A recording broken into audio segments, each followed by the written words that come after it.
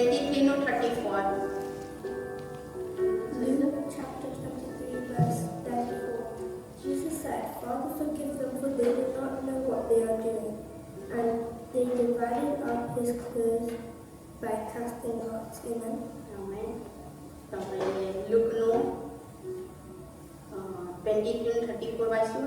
ઈસુએ કહ્યું, હે પિતા, તેઓને માફ કરો, કેમ કે તેઓ જે કરે છે તે તેઓ જાણતા નથી.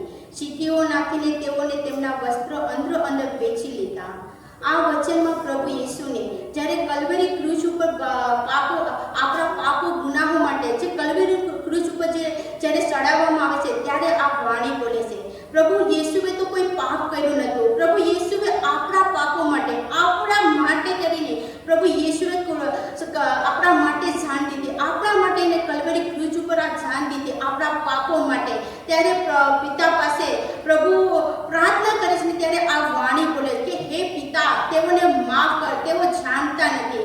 જ્યારે પ્રભુ યેસુની કલ્વરી ક્રૂસ ઉપર ચડાવવામાં આવ્યા અને પહેલી વીકમાં જ્યારે પ્લામ સન્ડે હતો ત્યારે લોકો પ્રભુ યેસુને રાજા બનાવીને પ્રભુને હોશના હોશના કરી પુકારતા હતા, પ્રભુને સ્વાગત કરતા હતા. અને બીજે વીકે પ્રભુ યેસુને પ્રભુ યેસુને કલ્વરી ક્રૂસ ઉપર ચડાવે છે. અને ત્યારે પ્રભુ યેસુને કલ્વરી ક્રૂસ ઉપર ચડાવે છે અને ઘોડા મળે, પ્રભુ યેસુને દાંડી ખેંચે, પ્રભુ યેસુને એટલા કાંટાનો તાજ પહેરાવ્યો, હાથો પહેરામાં ખીલ્લા મેળા ને કલ્વરી ક્રૂસ ઉપર ચડાવ્યા. ત્યારે આ વાણી બોલે કે હે પિતા, તેઓને માફ કર, તેઓ જાણતા નથી. આ વાણીમાં પ્રભુ પિતાની પ્રાર્થના કરે છે. ત્યારે પ્રભુનું એટલું દુઃખ હતું, પ્રભુની બોલવાની હિંમત પણ નથી.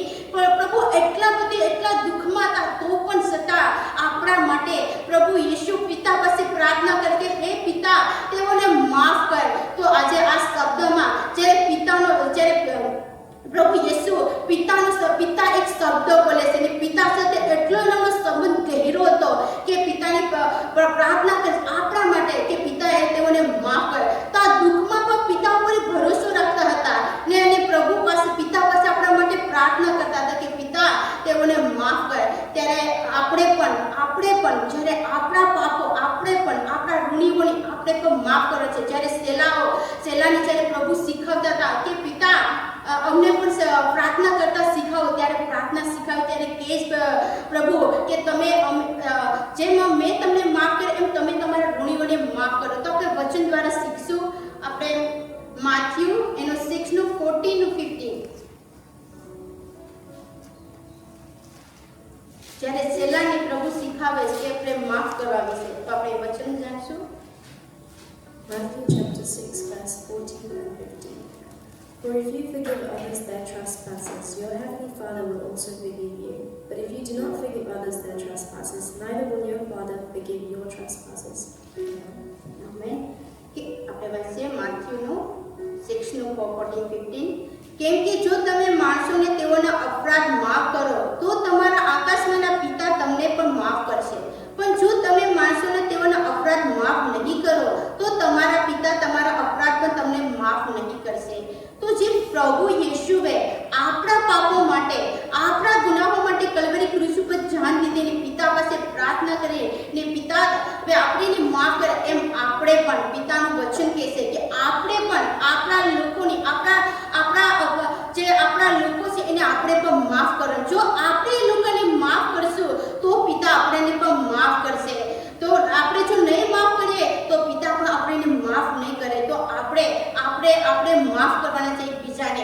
આપણે ભલે આપણું ગમે એટલું આપણે દુઃખ દીધું હોય, પ્રભુનું આપણે દુઃખની જોઈએ કે પ્રભુને કેવું દુઃખ દીધું હતું તો પણ છતાં પ્રભુએ એને માફ કર્યા. તો આપણે પણ એકબીજાને માફ કરવાનું છે. આ પિતા આપણને એક શીખાવીને ગયા કે આપણે પણ માફ કરીએ. તો આપણે બીજું પણ એક વચન વાંચશું. માથ્યુનું 5:23. Matthew chapter 5, verse 23. Therefore, if you are offering your gift at the altar, and there remember that your brother or sister has something against you, leave your gift there in front of the altar, go first and be reconciled to them, and then come and offer your gift. Amen. Matthew 5:20-24 વાંચીને. એ માટે જો તું તારું અર્પણ વેદી પાસે લાવે ને ત્યાં તને યાદ આવે કે મારા ભાઈને મારી વિરુદ્ધ કહીશે તો ત્યાં વેદી આગળ તારું અર્પણ મૂકીને જા. પહેલા તારા ભાઈની સાથે સલાહ કર ને ત્યાર પછી આવીને તારું અર્પણ ચડાવ. તો આ વચનમાં પ્રભુ આપણને કહે કે પહેલા જો આપણા ભાઈ સાથે કોઈ કજિયો થયો હોય, કંઈ પણ થયું હોય ને આપણે જો પ્રાર્થના કરવા પિતા પાસે જાય તો પ્રભુના એ વચન આપણને કહે કે પહેલા આપણે જ્યારે પ્રભુની સામે જઈએ, જ્યારે આપણી વેદીની સામે આપણું અર્પણ લઈને એટલે કે આપણી પ્રાર્થના લઈને, ત્યારે પહેલા આપણા જે ભાઈ છે કે કોઈ બી આપણું કોઈ બી દુશ્મન છે તો પહેલા એને માફ કરવાનું, એની સાથે જે આપણું કજિયો કંઈ પણ થયું પહેલા એની સોટાવટ કરવાનું ને પછી આપણે પ્રભુ પાસે જવાનું. તો પ્રભુ કે આપણી પ્રાર્થના સાંભળજે. જો આપણે આપણા લોકોની જો નહીં માફ કર્યો ને જો આપણે પ્રાર્થના કરશું તો પ્રભુ આપણી પ્રાર્થના સાંભળે નહીં. તો આપણે એકબીજાને આપણે માફ કરવાના છે. જો આપણે માફ કર્યું તો આપણી પ્રાર્થના સાંભળવામાં આવશે. જેવી રીતના જે કાઈનનું બલિદાન વિશે આપણે જોઈએ તો એવી રીતના આપણે પણ આપણા ઋણીઓને પહેલા માફ કરવાના છે, પછી આપણે પ્રભુ પાસે જવાનું છે તો પ્રભુ આપણી હર એક પ્રાર્થના સાંભળશે. આપણે અમુક વખત આપણી પ્રાર્થના સાંભળવામાં નહીં આવે તો આપણે કેવું એટલી પ્રાર્થના કરું છું કેમ અમારી પ્રાર્થના સાંભળવામાં નથી. તો અમુક વખત આપણા દિલની અંદર આપણે કોઈ માટે એવું કંઈ રાખી મૂકીએ એના માટે આપણી પ્રાર્થના સાંભળવામાં નથી આવતી. તો આપણે આ વચન અનુસાર આપણે આપણા લોકોને આપણા દિલની અંદર કોઈ પણ હોય તો આપણે આજે આ વચન અનુસાર આપણે એકબીજાને માફ કરવાના છે. તો આપણે એક બીજું પણ વચન વાંચ્યું માથ્યુનું 18 નું 21 ને 22. Matthew chapter 18, verse 21, 22. Then Peter came to Jesus and asked, Lord, if my brother keeps on sinning against me, how many times do I have to forgive him? 7 times? No, not 7 times, answered Jesus, but 70 times 7. Amen. Amen, amen. તો માથ્યુ 18 નું 21-22 હશે. પછી પીતરે તેની પાસે આવીને કહ્યું, ઓ પ્રભુ, મારો ભાઈ મારી વિરુદ્ધ કેટલી વાર અપરાધ કરીને હું તેને માફ કરું? શું 7 વાર સુધી? ઈસુએ તેને કહ્યું, 7 વાર સુધીનું હું તને નથી કહેતો, પણ 70 ગણી 7 વાર સુધી. તો આ વચનમાં જ્યારે પત્ર જે પ્રભુને પૂછે કે મારો ભાઈ કેટલી વાર પાપ કરીને એને માફ કરું, શું 7 વાર?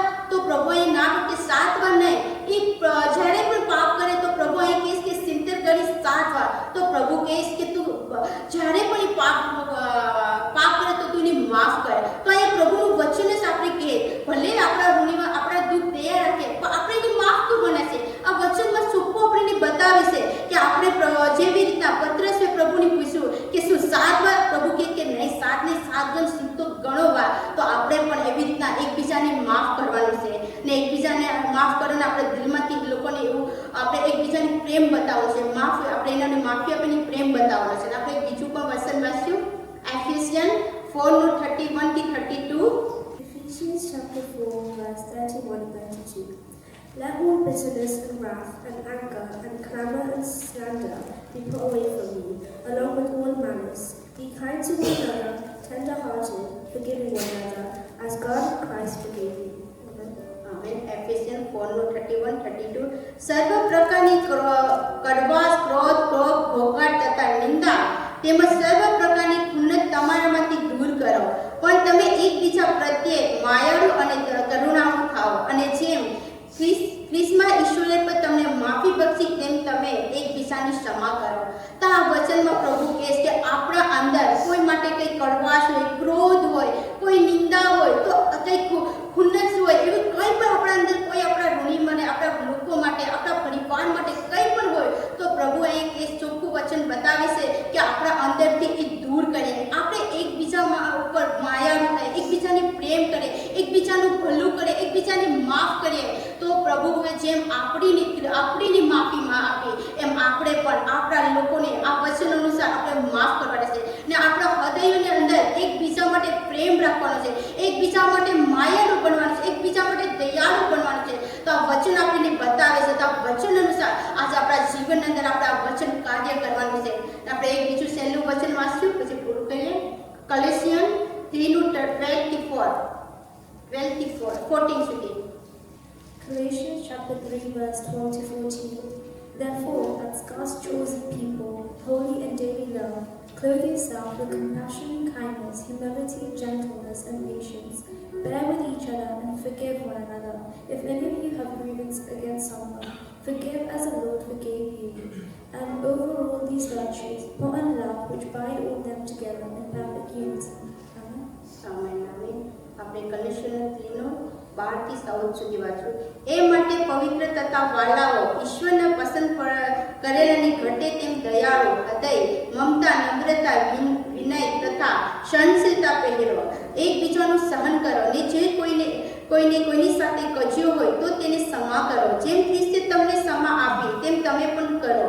વળી એ સર્વ ઉપરાંત જેમ પ્રેમ જે સંપૂર્ણતાનું બંધન છે તે પહેરી લો. આમેન. તો આ વચનમાં પણ આપણે પોલુસ શીખાવે છે કે આપણે એકબીજા માટે દયાળુ બનવાનું છે. એકબીજાને આપણે જેમ પ્રભુને કેવું પસંદ હતું, પ્રભુ કેવા હતા, એકદમ દયાળુ, એકદમ કરુણા હતા. પ્રભુ એકબીજાને માફ કરતા, એકબીજાને પ્રેમ કરતા, તેમ આપણે પણ એકબીજાને પ્રભુની પસંદ પડે એવું આપણે પણ કરવાનું છે. તો પ્રભુની પસંદ કેવું પડે કે આપણે પણ એકબીજાને માયાળુ રહીએ, આપણે એકબીજાને એક પ્રેમ કરીએ, એકબીજા ઉપર દયા કરીએ, એવું આપણે એકબીજાનું સહન કરીએ, આપણે એવું કરવાનું છે. જો આપણા અંદર આપણે જેવી રીતના આગળ મેં કીધું કે કોઈ સાથે કજ્યો કે કોઈ સાથે કોઈ પાસે કંઈ એવું કંઈ પણ હોય તો આપણે પહેલાં એની ક્ષમા કરવાનું. જેમ પ્રભુએ આપણીની ક્ષમા કરી એવી રીતના ક્ષમા કરવાની. પહેલું આપણને આજ્ઞામાં પણ વચન કહે છે કે પહેલી આજ્ઞા છે કે આપણે એકબીજાને પ્રેમ કરીએ. તો પ્રભુનું વચન કે જે પ્રેમનું બંધન છે એ આપણે પહેરી લેવાનું. આપણે એકબીજાને પ્રેમ કરવાનું છે. પ્રભુ યેસુ આપણને પ્રેમ કર્યો, આપણા પાપો ગુનાઓ માફ કર્યા, તો આપણે પણ એકબીજાને માફ કરવાનું, એકબીજાને પ્રેમ કરવાનું છે. એ જ પ્રભુનું વચન આપણને બતાવે છે. એટલા માટે પ્રભુ યેસુએ આ કલ્વરી ક્રુસ ઉપર આપણા માટે પિતા પાસે પ્રાર્થના કરી કે હે પિતા તેઓને માફ કર. તો આપણે આ વચન આપણને પ્રભુએ કીધેલું છે કે આ વચન દ્વારા આપણે પણ એકબીજાને માફ કરીને એકબીજાને પ્રેમ કરે. જે પ્રભુએ આપણને પ્રેમ કરે એમ એકબીજા સાથે આપણે પ્રેમ કરવાનું છે, એકબીજા સાથે માયાળુ બનવાનું છે અને એકબીજા સાથે સંગતિને હંમેશા બની રહેવાનું છે. તો પ્રભુ આ વચન દ્વારા હરેકને બ્લેસ કરે, આશીર્વાદ કરે. આમેન.